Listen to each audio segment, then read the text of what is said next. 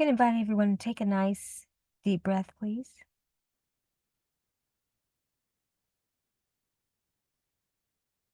All right. So I'm just taking a few moments to be present. I don't have an actual core focus to dial in on in the moment, and that is fine. I'm, impromptu impact influencer. So I allow what seems to be queuing up to come forth. So I'm good with just allowing the present moment to bring revelation and to unfold in the way that it needs to. So, revelation, I mentioned just a moment ago. In order to have something revealed to you, you have to actually be in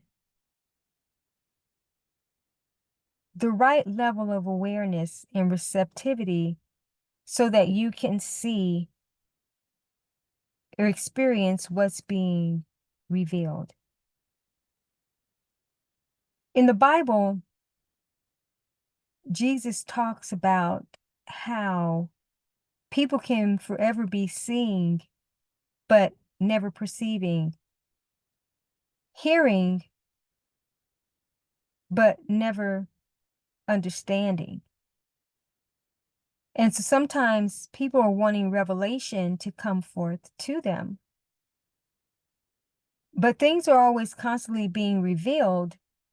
But if in fact you aren't ready to receive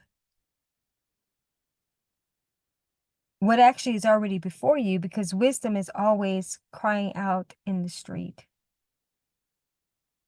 always abounding, you'll miss it. Even though you can be asking for things to be revealed, for revelation knowledge, so to speak.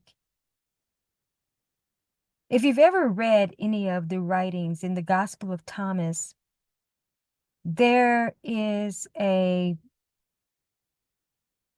scripture or quote, so to speak, stated by Jesus about being able to, I'm paraphrasing, to recognize what is before you and what is hidden from you will be revealed to you, because there is nothing hidden that will not be made manifest. But you actually have to recognize what is before you actually can get expanded awareness around revelation. Things are being revealed all the time, but you may not understand what it is you're actually looking at or what's being revealed to you. That is the very thing that you are desiring for an understanding, but because you have it probably in a certain context, a certain way that you believe that it's going to show up, that you can miss it. We often hear the story about the man who was on the roof when the neighborhood or so had flooded, and he was praying for relief, praying for a rescue. And a number of methods came his way to be able to leverage or so to be rescued, delivered.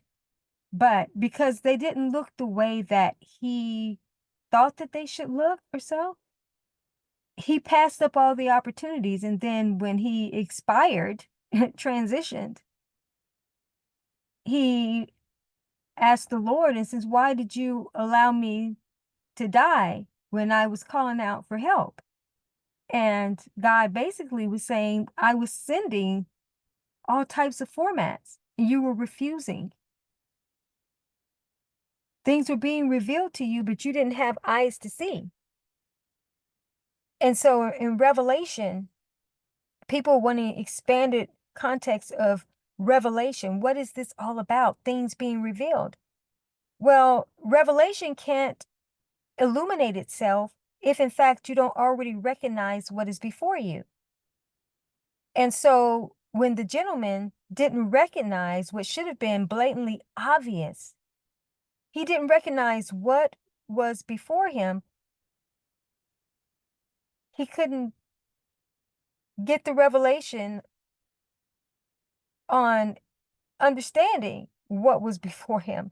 And again, something that should have been extremely obvious. You prayed for help and assistance, and in a time of crisis, that would seem, even desperate times sometimes call for desperate measures, they say, that even if you didn't like the format that it was showing up in, don't you want to be delivered? Don't you want to be saved? I mean, that's not the time to be picky and selective. But even when choices were being presented or different options, if those options are not being recognized for what they are, then trying to get to another level in life won't be able to actually happen. And you just think about it. Someone in that mindset is not being a good steward of their experience. Why are they here when everything before them is being presented in the most toughest situations?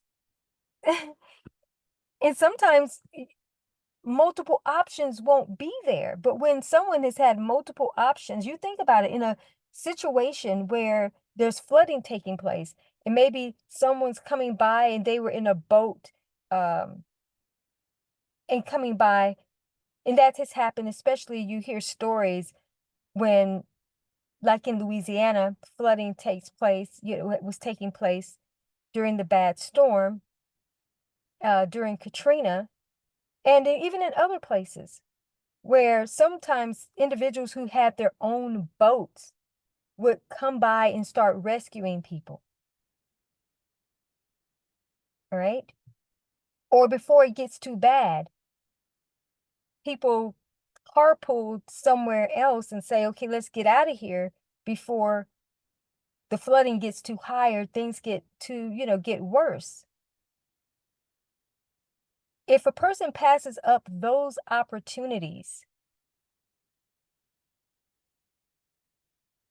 in crisis types of situations, well, what are they saying to life?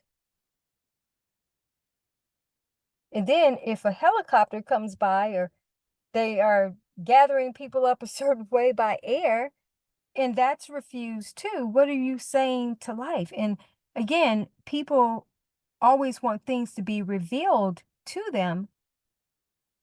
But if you don't recognize what is before you, you are the one who actually causes things to be hidden that are actually, we hear the term hidden in plain sight. When you're not willing to have eyes to see, to recognize what is before you, you can't have the revelation around something that actually is right there, because things happen in stages, or the way that we perceive them can happen in stages. I like the story of Ezekiel, and how when the angel returned him to the riverbank, he was able to see what he didn't see before. And I actually have works around that. I'll include in the description. Sometimes you can be in a place and you can see a certain level of it, but you can't see everything. But that's because you're not first looking through the first lens of what's there, in order to get the expanded revelation, the expanded awareness, right? When Jesus was healing the blind man and he did the spit mud miracle experience, where when he first touched the man's eyes, the man could see, but he couldn't see clear. He said, I see men walking around as if they're trees. And then he did the spit mud miracle again, and then the revelation of sight And the reason why I say the revelation of sight, because sight was being revealed in stages. Now he could clearly see what's always been there, but because he was blind, he wasn't able to see. But once he got these different levels of sight, he could then perceive, oh, this is what it's appearing to be. But now he could see what truly is there. And life is like that a lot. So when we are in our own experiences, there's a level that we are seeing, and sometimes that's the level we need to see and perceive on, because there's going to be an opportunity for growth. And then there's the next level. You think about when you read, whether it's scripture, whether it's certain books, or even when you watch certain movies, you can engage these experiences several times and think you know the experience so well. But then you'll see an element of it in a different way. Or like, I never noticed that. I've looked at this 1,000 times and never saw that. I read this so many times and I'm getting new revelation around this. The way I'm understanding this is not like before.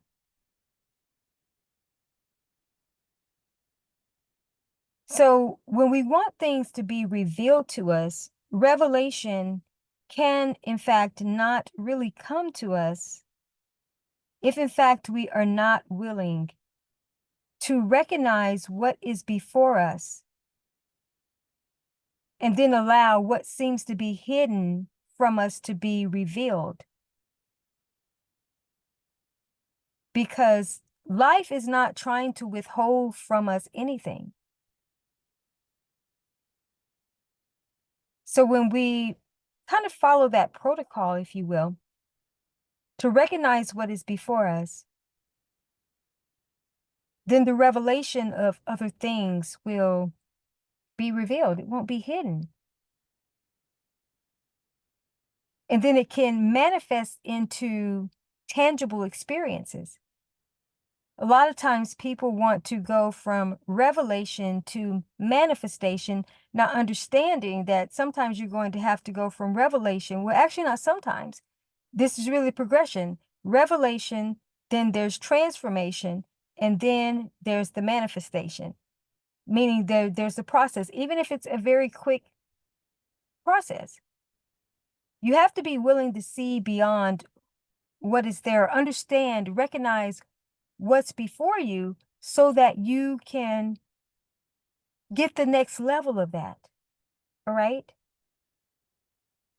You have to first recognize what exists first before you can see the expansion of, again, the next level.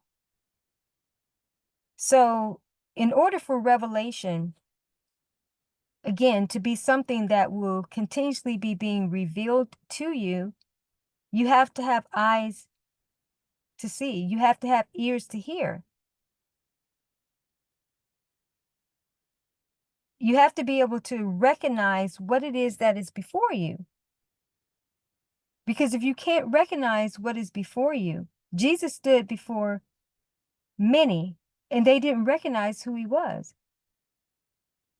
Even though they'd been reading the Bible or so, but when he showed up on scene, they didn't recognize. Didn't recognize who he was. So revelation about the way to the kingdom, so to speak, could not be revealed to them, even though it's constantly being revealed. And again, this applies to any area of life. If you are looking for revelation, expecting revelation, have you recognized what is before you? Once you recognize what is truly before you, what's hidden from you will be revealed. The revelation will be there, and there will be nothing hidden that will not be made manifest. That wisdom, the knowledge, whatever it is that you need, will come to you for your unique situation.